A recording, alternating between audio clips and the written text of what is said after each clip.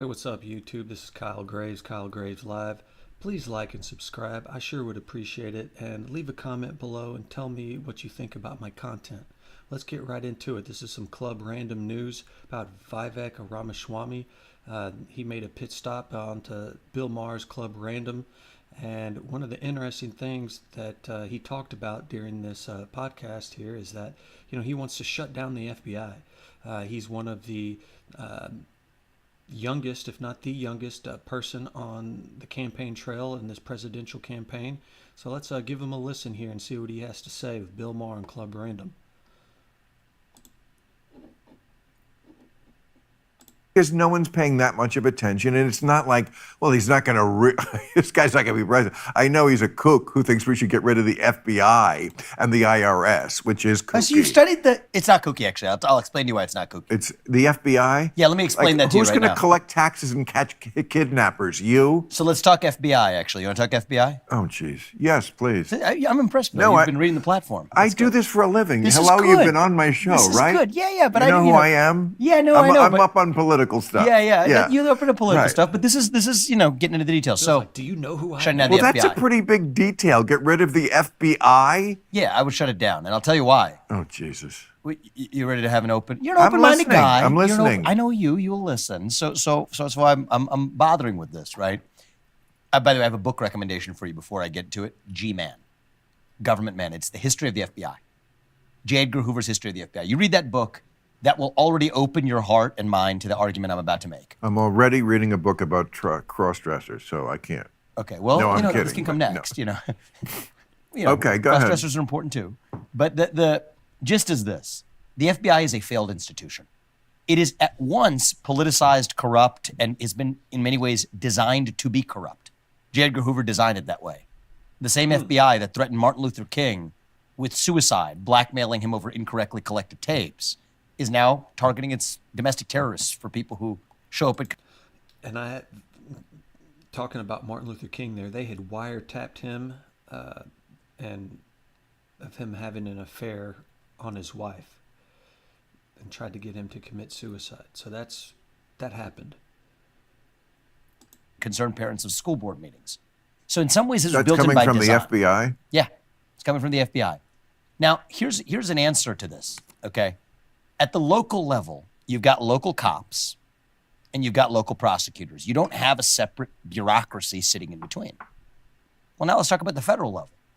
You've got the U.S. Marshals, and then you've got the DOJ. The DOJ has its issues, but I think the president can reform that through good appointments. You don't need the separate bureaucracy sitting in between. So I'll walk you through the math, because I know you like details for this to be credible. Well, certainly for this issue. Yeah, for this issue, right? Because you brought it up. 35,000 employees at the FBI. 20,000 of them report into work at the J. Edgar Hoover building. Still, they celebrate his legacy. The J. Edgar Hoover building of the FBI they walk into. That's the Washington. bureaucratic rot. That's in D.C. So you're saying 20,000 of 20,000 the of them 35,000 can go home. FBI men work in home. Washington in the same... They fit 20,000 people in one building? I mean, it's a giant building. 20,000 people? Work in that I building? don't know how many of them show up in the post-COVID era for Zoom or whatever, and they have field offices. Well, that is a big building. But I'm saying are in back office functions. 15,000 of them are frontline agents. These are good people doing investigative work on drug crimes or sex trafficking or whatever it may be. They're not specialized at the FBI. So I've offered, if I may say it myself, unprecedented detail on how to get this done. Those 15,000, move some of them to the U.S. Marshals, which have been far more effective at fighting child trafficking rings than the FBI. Move some of them to the DEA, which has been far more effective on the front lines of the fentanyl epidemic than has been If the you're going to FBI. get rid of an agency, why don't you get rid of that one? The DEA. Well, actually, the investigative crime, we have laws in this country, so you could debate whether you like the laws or not. But I'm saying as long as you have the laws, we're talking about effectiveness here. And my point is the FBI is broken. Take financial crimes. So you're saying the 20,000 people who work in Washington, they are all superfluous? I can't tell you that every one of them to the last T is, but I've got 4 years to first term. I got to move quickly. Yeah, I think you just And so I don't- say chop it off, shut down the Okay, FBI, so- move them to the U.S. Marshals, the Financial Crimes Enforcement Network at the U.S. Treasury, to the Secret Service, which handles some financial crime as well, and then to the DEA. Okay, That's the so answer. so here's something the FBI was involved with. So I'm asking who would handle this. Yes. Say an ally country like Australia Yep. has a tip, and we trust that they are an ally and the person is credible. Yep. And he has been talking to someone who got drunk in a bar and said he had information about how a foreign country, Russia, was trying to infiltrate our election. And he was placed in this candidate's operation. He was an operative for the person running for president. So the Australian diplomat tells the FBI. Do you think that's right? Well, I think we could separately talk about the circumstances of that particular case. But you're saying somebody gets a tip. Well, that's how the Trump-Russia investigation happened. Which, I mean, you could argue this in multiple ways, Bill. Well, what I'm arguing is this. You could say that actually is part of the corruption that led to an but what I'm arguing is this, existed. because this is what happened. Yeah. An Australian diplomat, somebody we trusted, said this guy, it was George Papadopoulos, I think was his name, was a little drunk one night, and he was telling him about how much the Trump campaign team was coordinating with the Russian government. Now, we can argue the rest of the night about what happened after that. Of course, they did. But should that not be investigated by the FBI? And if not the FBI, I don't see how the federal marshals or who the Texas Rangers are going to handle that one. I actually think U.S. Marshals would be a fine place if you move people to that Really? division. As a side, I mean, I'm going to. Yeah, I've listened to this podcast a couple times, and getting rid of, and he goes on. I'm gonna fast forward it here before I'm gonna chop it up here. He later goes on saying that Vivek goes on saying that he wants to fire half of the federal government employees and probably a lot of state employees as well. And Vivek is a brilliant man. We're the same age, and he's a billionaire, and I'm not. You know what I'm saying? He's running for president, and I'm doing a podcast on him. So, but at the same time, if you read his Wikipedia page, George Soros paid for his college. He didn't have to pay for his school, his law degree. And within his internships, it says that he made $15 million before he even graduated from college, which is great. Which is great for him. That's great. But the reality is that Vivek's reality is not the reality of 99% of Americans who have had to work for decades. And that includes people at, working for state jobs, starting at the bottom and progressing their way to the top, or, as far as they can within the agency, the office that they work in. The fact that, he nonchalantly says these things, like and it's not just him, it's the vast majority of politicians, they're one percenters. And even though Vivek wasn't born a one percenter, he's been a one percenter his entire adult life, even before he graduated from college.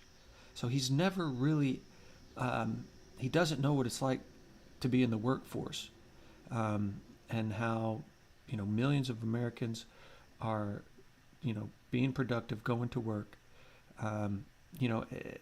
His reality is not the norm. The vast majority of college students are not multimillionaires by the time they graduate from law school. In fact, they're probably $100,000 in debt.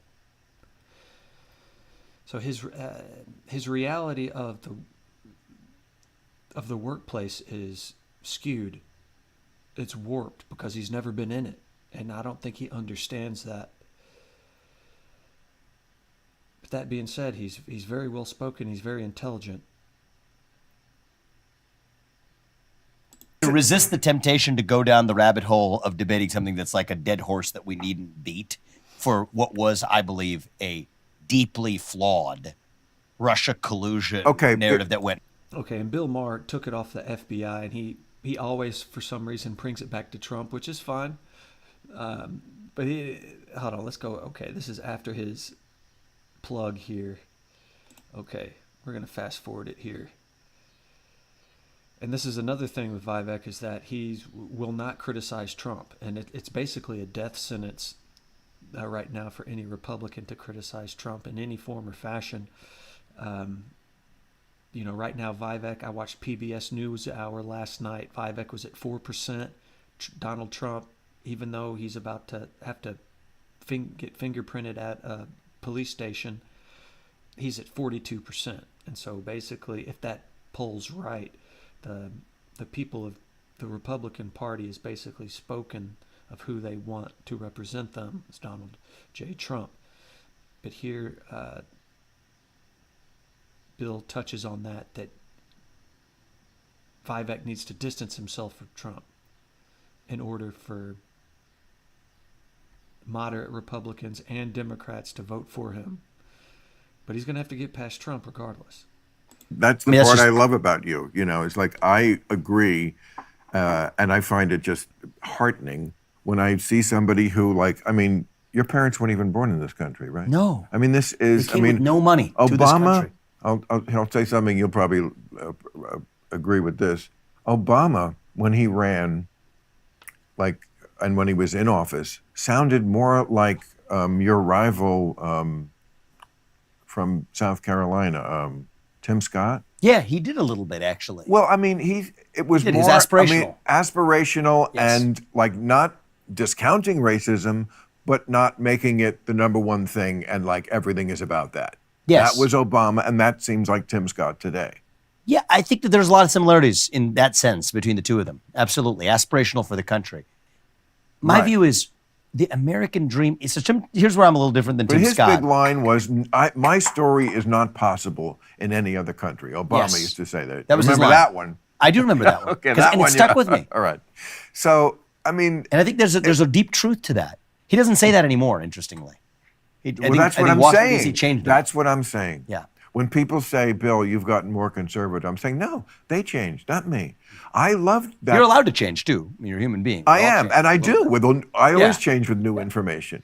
And sometimes I have changed. But basically, I've just been working on a book of all our old editorials. So I read every one going back to 2003. And it was a great way to discover, archaeology-wise, myself. And I'm I love that, And actually. yeah, I loved it too. And the first 10, 15 years of real time, it was much more one-sided, making fun of the Republicans because the left gave me nothing. Obama was a disaster for comedians. He was perfect in every possible way. There was nothing you could. And You're not basically that different, but I see where you're coming from. Well, it drove the Republicans nuts. From a left-wing perspective, I understand his where you're coming personal life. The fact that no corruption, and they were looking for it. The fact that Obamacare was paid for, things Republicans used to care about, paying for things. Their big program was, now it's just anybody writes a check for anything, both sides. The Republicans are just the hypocrites because they pretend that they're the fiscally Well, the way I look at it, responsible. that's why I don't talk about Republicans and Democrats, like I said. I think they're But you're far running as a- more right. on the same party than they are not. But We live in if a you- two-party but system, if so you got to use ballot access to get on a ballot. And that's your team. You can't alienate them. You're going to have to. I know you only want to be number one. I want to unite the entire country. I want to unite the entire country. And I think there's Well, two you theories. can't. Well, Boom. Bill just dropped a bomb. And, what Vivek said, I agree with Vivek. He wants to unite the entire country, Republicans and Democrats. Is that possible for us to, move forward in a positive direction like that? Bill obviously doesn't think so. He just straight up said, well, you can't. It's very interesting. I feel like Bill kind of bullied Vivek a little bit. Kind of like, you little youngster. He didn't do that to the other candidates that were on his show. But I think Vivek's getting some ageism discrimination, that he's too young. And, if he's very well spoken and intelligent, Bill called him disarming and alarming, or charming and alarming. And but before he can get the Democrats to rally around him. You know, he needs to get the Republican Party to try to rally around him, and he's got an uphill climb, no matter how intelligent he is. And he definitely appears way more thoughtful than Donald Trump. But Republicans are going to do the same. Older Republicans who are voting are going to age discriminate against Vivek because he's only 38, just the way that Bill is. So he's got an uphill battle to climb. Bill, I'm hopeful that we can. I think but I I'll share give you that one, bro. Yeah, but here's what I would say is like 20 years from now, I don't think we can. I think we're in a window where we have a shot at getting this done, on actually not celebrating our diversity, but actually finding a common thread that all of us still share as Americans. I think it exists. Can I give you some campaign advice? Yeah. You're such a personable guy. You're so smart, and the energy is amazing. But unless you soften on Trump, at least half the country that knows that he's an obnoxious criminal, they're never going to accept you as the guy who can unite us. I can't accept you as that. Take like a Chris And I'm Christie somebody figure who's in this. I'm versus somebody me. who is like, It's in a different place. I'm not motivated by vengeance and grievance. do you know how much shit I get from the left? A lot. I know you do. Yes. I know you do. Because and I that's don't, why I'm here, and I because respect you. Thank you. Because you can And I actually respect- speak to, in some ways, your own tribe. It's like my Right? thing is, if you expect me to get on the crazy train with you, and if I don't, then I lose my liberal card. Fuck you. You're changing what liberalism, not me. So, I'm a guy who could be your like biggest supporter kind of guy, right? Because I understand your critiques of the left, and a lot of them are valid, not all of them. But that is a albatross around your neck. The inability to call Trump, and just the most fundamental thing about America, once again, not to beat a dead horse, but the peaceful transference of power. One guy said, finally, no, I'm just not going to say it. There is no possible scenario. You should read the transcript of what he was saying to the person in Raffensperger in Georgia, the one he's just on trial for now. Now we know about the I need you to find 11,000 votes line. The one that I found so chilling, at the beginning he says right away, he said, if you saw the lines, I just saw the lines of the people waiting to see me, and there's no possible way I could have lost Georgia. This is a guy who thinks he couldn't lose the state because the lines at his event. This is like me saying, I'm going to be at the MGM Grand September 16th and 17th. That's true. And like I could go outside after the show, and I saw the lines to see my show, and there's no way I'm not the biggest act in Las Vegas. Bill, can I just make an observation? He's crazy. Can I make an He's observation? stupid and crazy. I gotta make an observation here. You got to decouple from Donald Trump. That's the path. I am running as my own man in this race to lead us to something. And here's the thing, and this is not specific to Trump, but everyone in this race running is included in this when I say this. The Republican Party for a long time has been a party that has been running from something. Okay? Here are all the evil things, and we're running from them. I think I am the only person in this race who is actually trying to lead us to something. To an actual vision of what it means to be an American. You are a thoughtful man. Okay, I am here because you are not shackled by some party's orthodoxy. Plainly. and Or anything. And I'm glad that we've done it twice over the last few years, and you've read some of my books, and I've read a lot of your work, and there's so much that we could be delving into. This question of, is there a role for the village elder or not? Interesting. Is there a common thread that unites this country or not? I mean, I think that's the most important question of our time. There's room for debate on it. You could just say we're a bunch of two-legged higher mammals with different shades of melanin walk in this geographic space and do what our iPhones tell us to do on a given day. Is that the country, or is there some set of still remaining ideals that bind us together?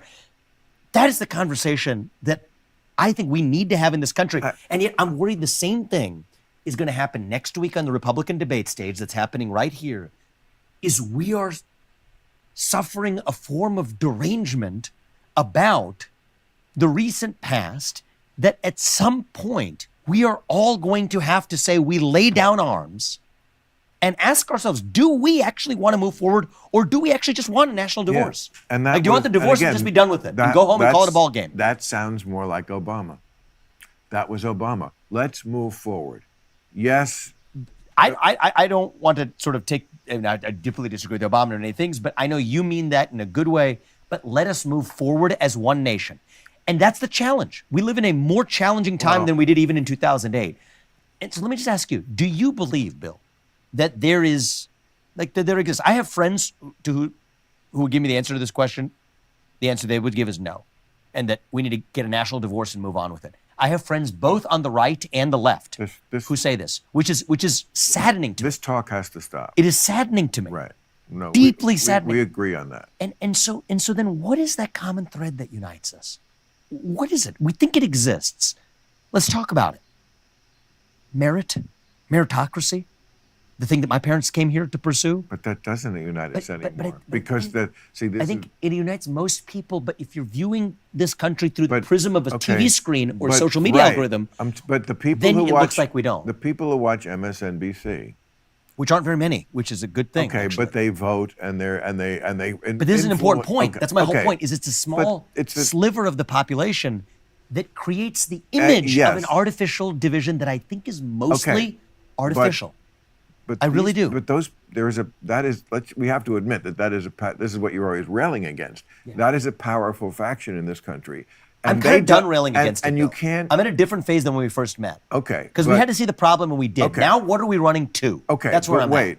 Those folks, you're assuming. I'm making a point of this because I think it's important. You're assuming that this is going to unite us. Meritocracy. Yes, there was a time when everyone believed in meritocracy as the most important thing.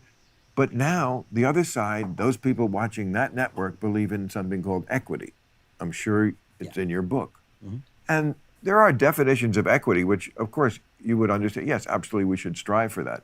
And then there is a form of equity that rubs right up against meritocracy. I mean, this is colleges getting rid of affirmative action. Well, no, exams. Oh, exams. Oh, you're saying the other direction. Yes, I'm saying it's not about merit. We don't care what your score is. So I think you're smoking out a good point. Group outcome equality, group outcome equity, and meritocracy are fundamentally incompatible. They are at odds. They're yes. I would say if you take both of them seriously to their natural limit, they're incompatible. Well, that doesn't mean you can't have a mixture of two things, maybe not 50-50, but I mean, there needs to be redress. But the point I was going to make for you is, from my perspective, is most people share one vision of that in this country. Enough people share. I think it's 50-50.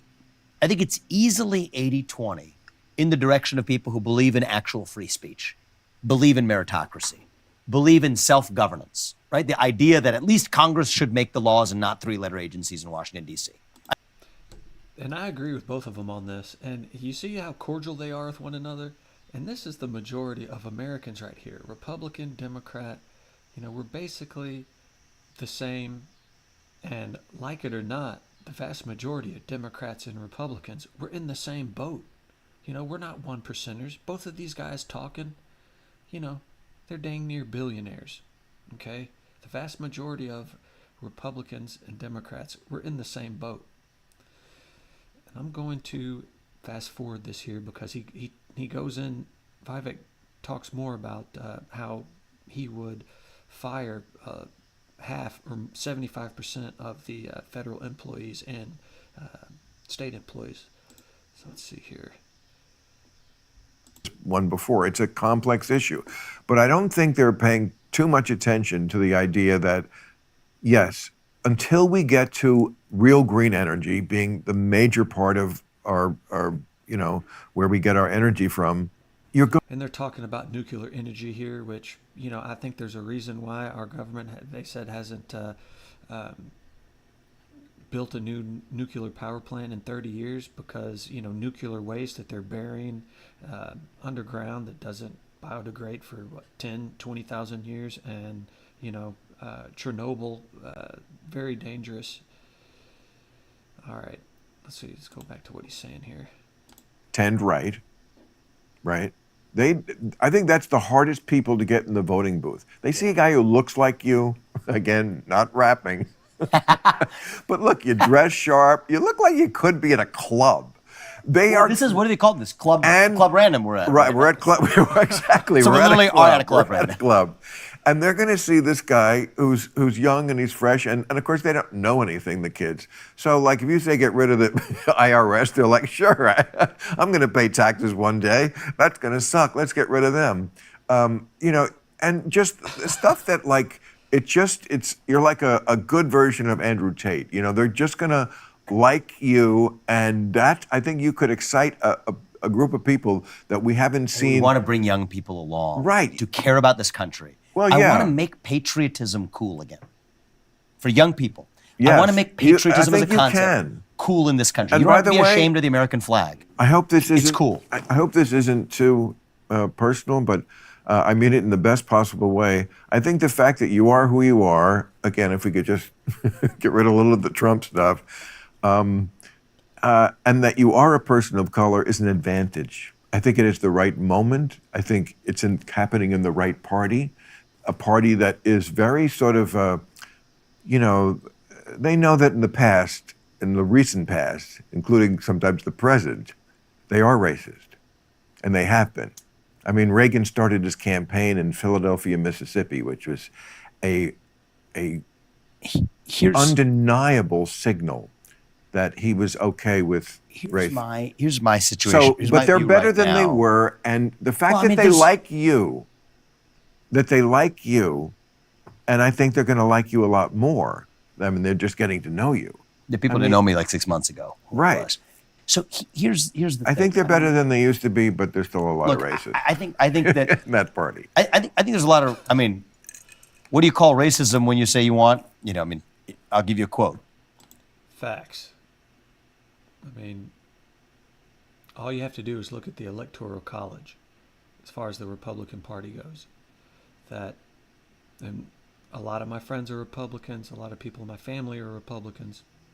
But as far as the historical, regional racism, not just the political parties, but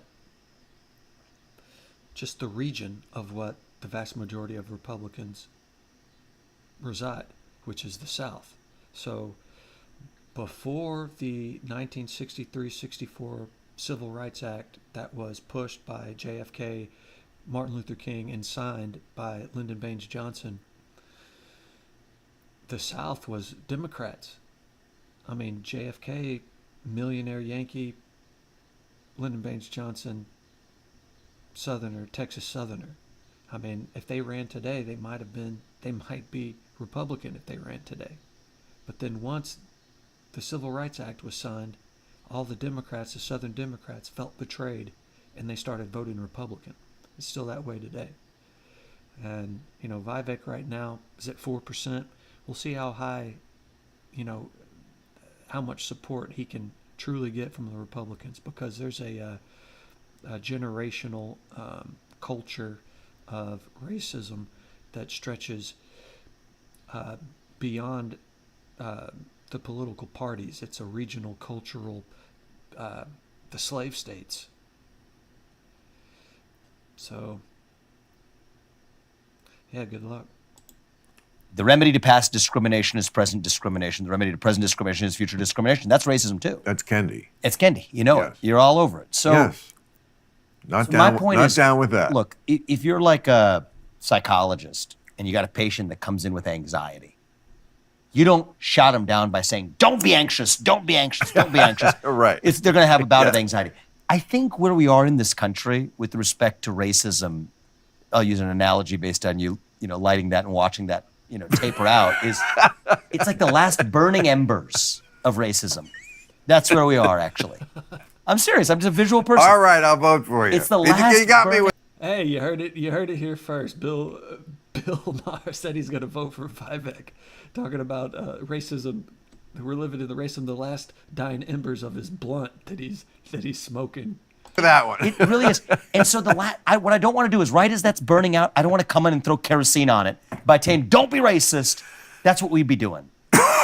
So we're almost at the promised land.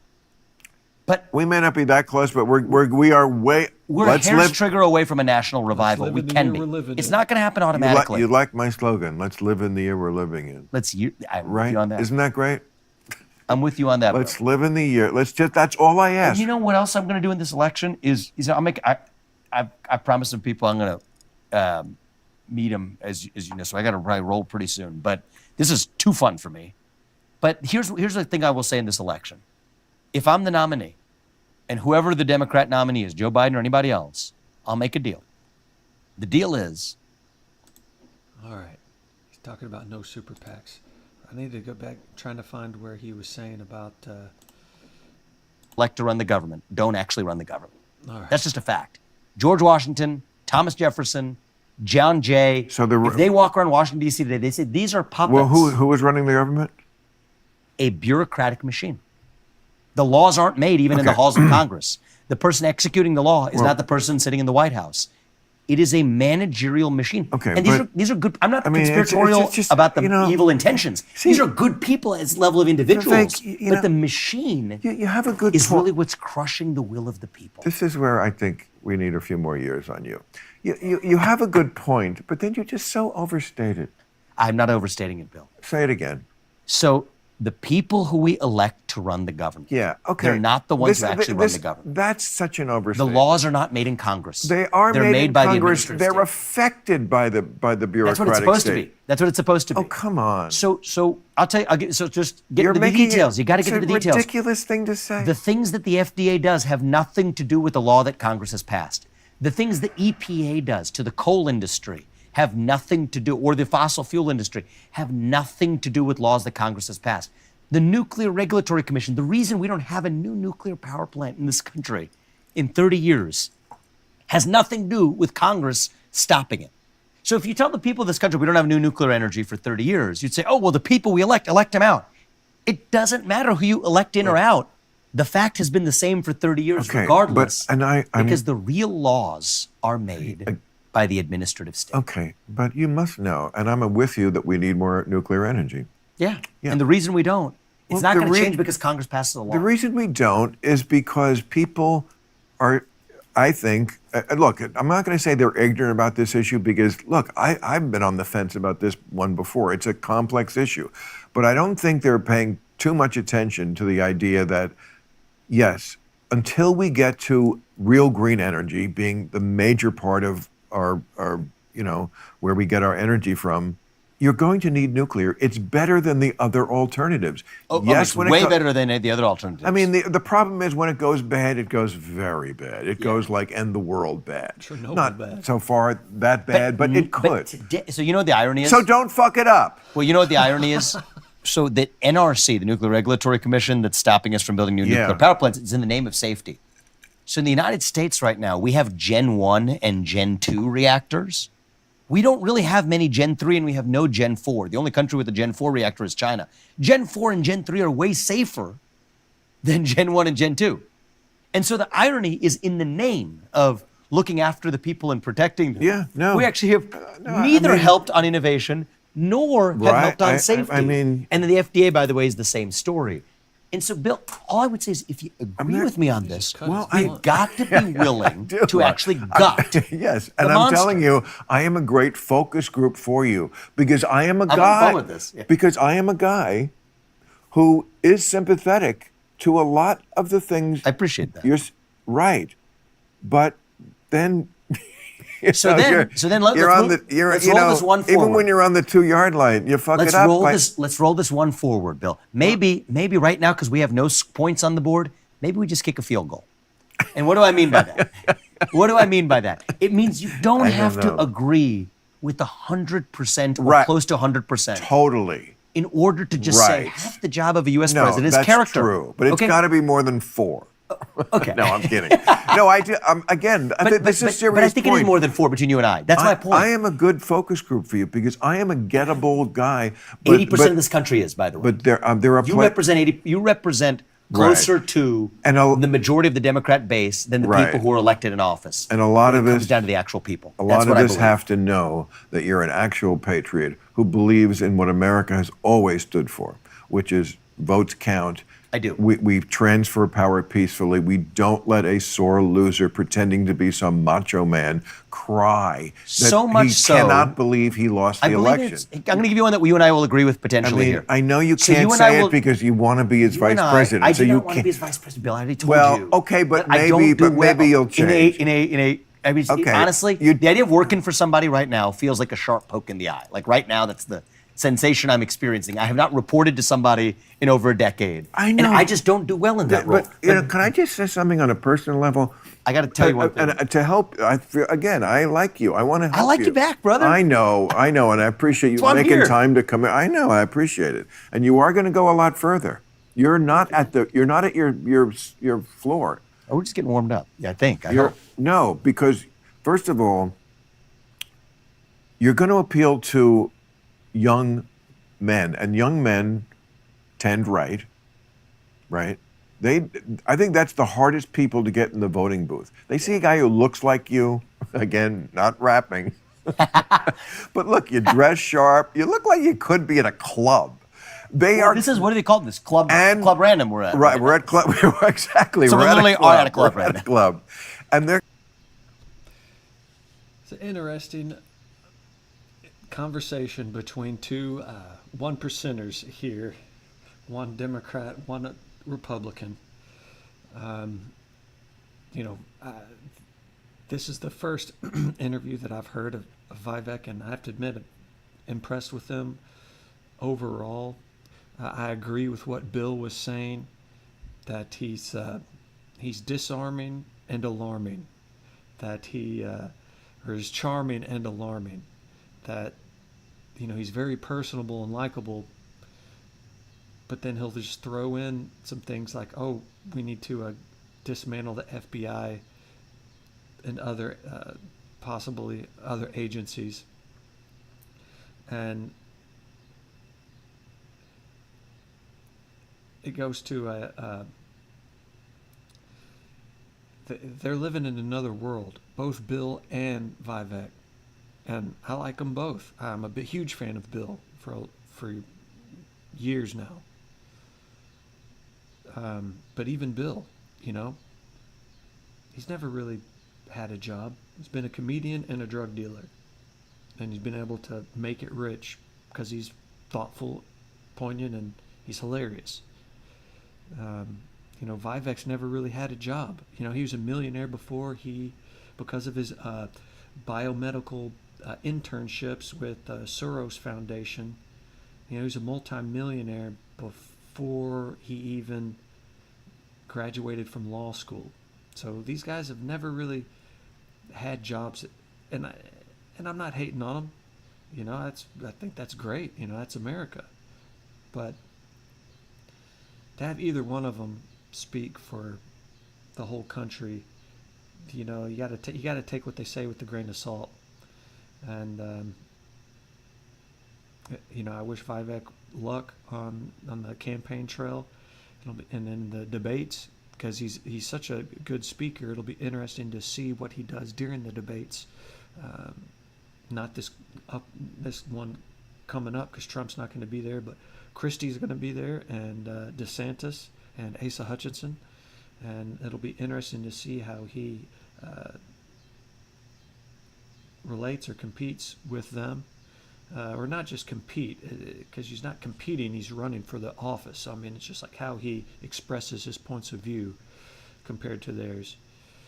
But another great episode with Club Random. They just keep getting better and better. And thank you to Bill Maher for putting this out there. And thank you, YouTube. I appreciate you very much. And this is KG Live. Please like and subscribe. I sure would appreciate that. I'm very close to my 1,000 subs. So maybe someone out there watching, maybe you could be my 1,000 sub to help. And I'm not stopping, man. I'm in this for the long haul, regardless of how many subs I get, because I love it. This technology is awesome. But all right, this is Kyle Graves Live signing off. Take it easy, YouTube.